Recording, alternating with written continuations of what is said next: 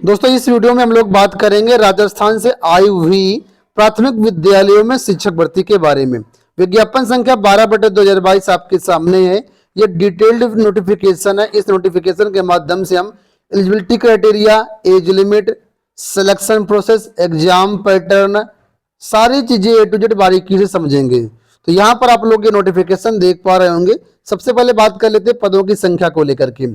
तो कुल मिलाकर के प्राथमिक शिक्षक भर्ती के अंतर्गत 21,000 पदों का विज्ञापन यहाँ पर जारी हुआ है। ठीक है, और इसमें दो तरीके से पद हैं, टीएसपी एरिया और नॉन टीएसपी एरिया। ठीक है, तो टीएसपी एरिया के लिए 1808 पद है, नॉन टीएसपी एरिया के लिए 19,192 पद हैं। तो शॉर्ट में आपको बता देता हूं यहाँ पर कि नॉन टीएसपी एरिया ऐसा एरिया है जहां पर सभी प्रकार के अभ्यर्थी आवेदन कर सकते हैं, और टीएसपी एरिया ये एक तरीके से एक क्षेत्र रिस्ट्रिक्टेड एरिया है। यहाँ पर पर्टिकुलर अभ्यर्थी ही आवेदन कर पाएंगे जो इस क्षेत्र में निवास करते हैं, जो टीएसपी एरिया के अंतर्गत आते हैं। खासकर राजस्थान को देखा जाए, दो भागों में राजस्थान को बांटा गया है, उसमें से एक है टीएसपी एरिया, एक है non TSP area. Other state के जो भी अभ्यर्थी हैं वो सब नॉन टीएसपी एरिया के लिए ही आवेदन करेंगे। बाकी डिटेल्ड वीडियो इसका मैंने बनाया हुआ है, कौन कौन से एरिया आते हैं, तो आप चैनल पर जाकर के देख सकते हैं। लिंक वीडियो के डिस्क्रिप्शन बॉक्स में मिल जाएगा। अब यहाँ पर देखिए, इस भर्ती में वही अभ्यर्थी आवेदन कर सकते हैं जिन्होंने रीट लेवल 1 एग्जाम 2021 अथवा रीट लेवल 1 एग्जाम 2022 को क्वालिफाई किया हो। ठीक है, क्वालिफाइंग मार्क्स क्या है, तो सामान्य या अनारक्षित वर्ग के लिए 60% है, चाहे आप टीएसपी एरिया में आते हो या नॉन टीएसपी एरिया में आते हो। एसटी के लिए 55% है नॉन टीएसपी एरिया में, और टीएसपी एरिया में 36% है। इसी तरीके से रिजर्वेशन आप लोग दे सकते हैं कैटेगरी के हिसाब से। ठीक है, अब यहाँ पर देखो साफ तौर पर बताया गया है कि अभ्यर्थियों को ऑनलाइन आवेदन फॉर्म में शैक्षिक एवं प्रशैक्षिक परीक्षाओं एवं राजस्थान अध्यापक पात्रता परीक्षा 2021 लेवल प्रथम अथवा राजस्थान अध्यापक पात्रता परीक्षा 2022 लेवल प्रथम से संबंधित समस्त सूचनाएं, रोल नंबर, प्राप्तांक, पूर्णांक, उत्तीर्ण करने का वर्ष, विश्वविद्यालय बोर्ड का नाम भरना अनिवार्य होगा। यानी रीट 2021 या रीट 2022 वाले ही अभ्यर्थी केवल एलिजिबल हैं, और उनको फॉर्म में सारी डिटेल्स जो है फिलअप करनी पड़ेंगी। तो सीधी सी बात है, जो लोग रीट नहीं दिए हैं या दिए भी हैं तो 2021 के पहले दिए हैं, 2021 वाला और 22 वाला नहीं दिए हैं, तो ऐसे अभ्यर्थी यहाँ पर एलिजिबल नहीं है। बहुत से अभ्यर्थी पूछ रहे थे क्या सीटेट वाले यहाँ पर फॉर्म भर सकते हैं, तो जी नहीं, सीटेट वाले फॉर्म यहाँ पर नहीं भर पाएंगे। ठीक है, बाकी अदर स्टेट के जो भी अभ्यर्थी रीट क्वालिफाइंग है वो लोग यहाँ पर फॉर्म भर सकते हैं। फॉर्म भरने के लिए यहाँ पर बताया गया है कि जो पोर्टल है आपका 21 दिसंबर को ओपन होगा, और उस जब ओपन होगा तो वहां से जाकर के आप लोग फॉर्म अपने भर सकते हैं। बात कर लेते हैं आवेदन फीस को लेकर के। तो यहाँ पर जितने भी सामान्य वर्ग के अभ्यर्थी हैं या क्रीमी लेयर श्रेणी के अन्य पिछड़ा वर्ग हैं या अति पिछड़ा वर्ग के आवेदक हैं, उन्हें सभी को 450 रुपए का शुल्क भुगतान करना होगा, और बाकी जो अन्य कैटेगरी है उनको कैटेगरी के अनुसार 350 और 250 रुपए लगेगा। डिटेल्ड यहाँ पर आप लोग देख सकते हैं। बात कर लेते हैं वेतनमान को लेकर के। बहुत अच्छा वेतनमान यहाँ पर आपको मिलने वाला है। इतना वेतनमान तो उत्तर प्रदेश में टीजीटी पीजीटी वालों को नहीं मिलता। स्टार्टिंग सैलरी की बात करता हूं मैं, तो यहाँ पर देखो बताया गया है कि जब आपका प्रोबेशन पीरियड कंप्लीट हो जाएगा तो 7वें वेतन आयोग के अनुसार लेवल 10 के अकॉर्डिंग यहाँ पर आपको मिलेगा। लेवल 10 का मतलब बहुत अच्छी सैलरी यहाँ पर होगी। अब देखो यहाँ पर बताया कि जो प्रोबेशन पीरियड होगा उसमें कितनी सैलरी मिलेगी। तो प्रोबेशन पीरियड में यहाँ पर सैलरी आपकी कम होगी, मात्र 23,700 रुपए ही आपको प्रोबेशन पीरियड यहाँ पर आपको मिलेगा। इसके अलावा कोई अन्य भत्ते आपको नहीं मिलेंगे। और यहाँ पर जो प्रोबेशन पीरियड रहेगा वो 2 साल के लिए रहेगा। 2 साल आप परीक्षा काल के अंतर्गत रहेंगे, उसके बाद ही यहाँ पर आप परमानेंट होंगे।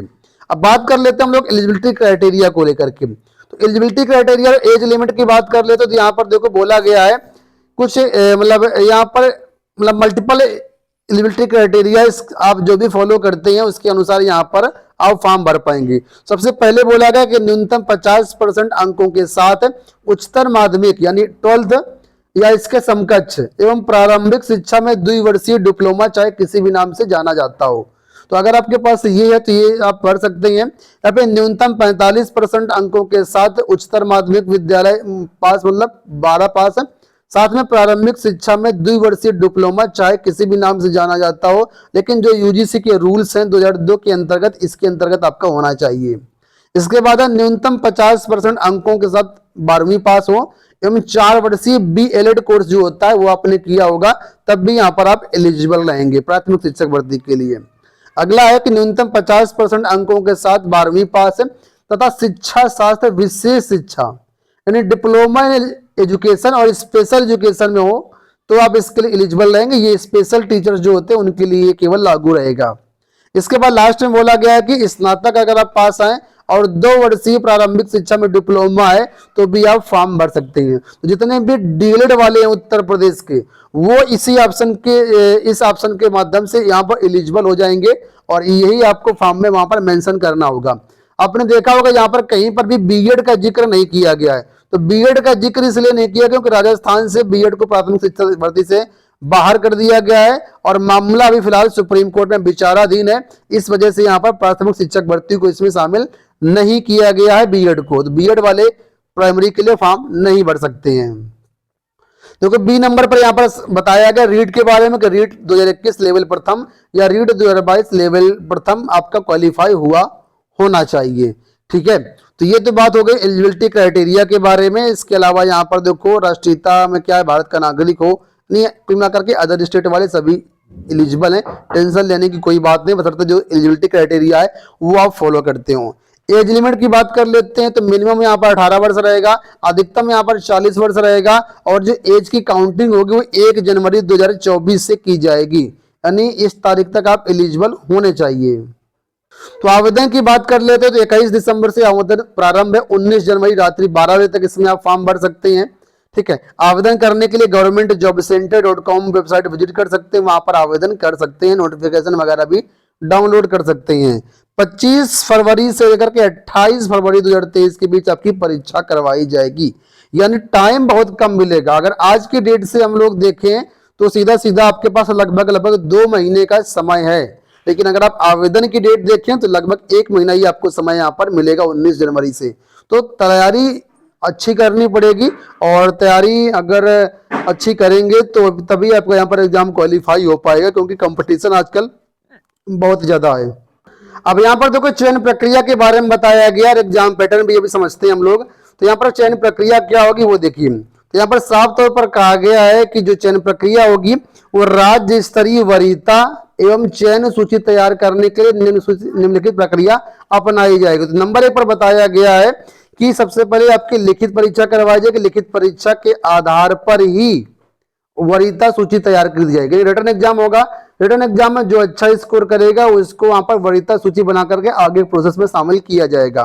तो जैसे आप रिटर्न एग्जाम में क्वालिफाई हो जाते हैं, ठीक है, उसके बाद आपका डॉक्यूमेंट वेरिफिकेशन करवाया जाएगा। देखो यहाँ पर लिखा हुआ है, ठीक है, डॉक्यूमेंट वेरिफिकेशन में भी अगर आप सफल हो जाते हैं तो फिर चयन सूची फाइनल तैयार की जाएगी। ठीक है, और उसके बाद अंतिम रूप से जो आपकी मेरिट सूची बनेगी वैकेंसी के हिसाब से और वहां पर आपका जो है चयन कर लिया जाएगा। तो अब यहाँ पर बताया गया है कि जो रिटर्न एग्जाम होगा उसमें क्या क्या आपका आएगा।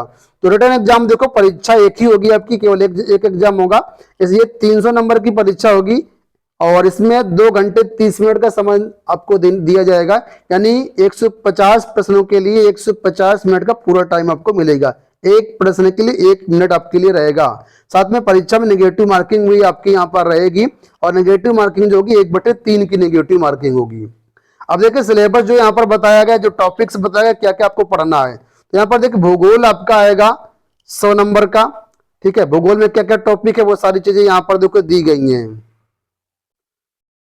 जो पहला पार्ट कुल मिलाकर के होगा उसमें भूगोल, इतिहास, सांस्कृतिक ज्ञान और राजस्थानी भाषा कुल मिलाकर के 100 नंबर का होगा। इसमें भूगोल, इतिहास जो होगा और संस्कृति होगा, राजस्थानी भाषा कुल मिलाकर के सब 100 नंबर का होगा। दूसरा जो पार्ट होगा यहाँ पर राजस्थान का सामान्य ज्ञान, शैक्षिक परिदृश्य, निःशुल्क एवं अनिवार्य बाल शिक्षा का अधिकार अधिनियम और सामान्य सामयिक विषय, ये आपका 80 नंबर के होंगे। तो इसमें कौन कौन से टॉपिक पढ़ने, वो सभी टॉपिक की यहाँ पर पूरी लिस्ट दी गई है, जो जो चीजें यहाँ पर आपको पढ़नी है। इसके बाद विद्यालयी विषय होंगे। विद्यालयी विषय में आपको हिंदी होगा जो 10 नंबर का आएगा, इंग्लिश जो होगा वही भी 10 नंबर का आएगा, गणित होगा ये भी 10 नंबर का आएगा, इसके बाद सामान्य विज्ञान 10 नंबर का आएगा, सामाजिक अध्ययन 10 नंबर का आएगा, शैक्षणिक रीति विज्ञान ये 8 नंबर का आएगा, इंग्लिश 8 नंबर का आएगा, गणित यहाँ पर फिर से आएगा 8 नंबर का, इसके बाद सामान्य विज्ञान 8 नंबर का, सामाजिक अध्ययन 8 नंबर का, शैक्षणिक मनोविज्ञान 20 नंबर का, सूचना तकनीकी 10 नंबर का। इतने सारे टॉपिक यहाँ पर आपको पढ़ने पड़ेंगे। ये जो चीजें बाद में दी गई हैं ये समय उसके मतलब विद्यालय विषय से संबंधित यहाँ पर जो चीजें हैं पूछे जाएंगे। तो कुल मिलाकर के जैसा कि मैंने बताया आपको शुरुआत में, परीक्षा आपकी जो होगी वो 300 नंबर की होगी और 2.5 घंटे में आपको पूरा पेपर हल करना होगा। इसी के आधार पर ही आगे आप सिलेक्शन प्रोसेस में शामिल हो पाएंगे। तो उम्मीद करता हूँ ये वीडियो पसंद आया होगा। आवेदन जरूर कर दीजिएगा अगर आप एलिजिबल हैं। आवेदन करने के लिए यहाँ पर वेबसाइट भी दी गई है, साथ में governmentjobsunday.com का लिंक वीडियो के डिस्क्रिप्शन बॉक्स में दिया गया है।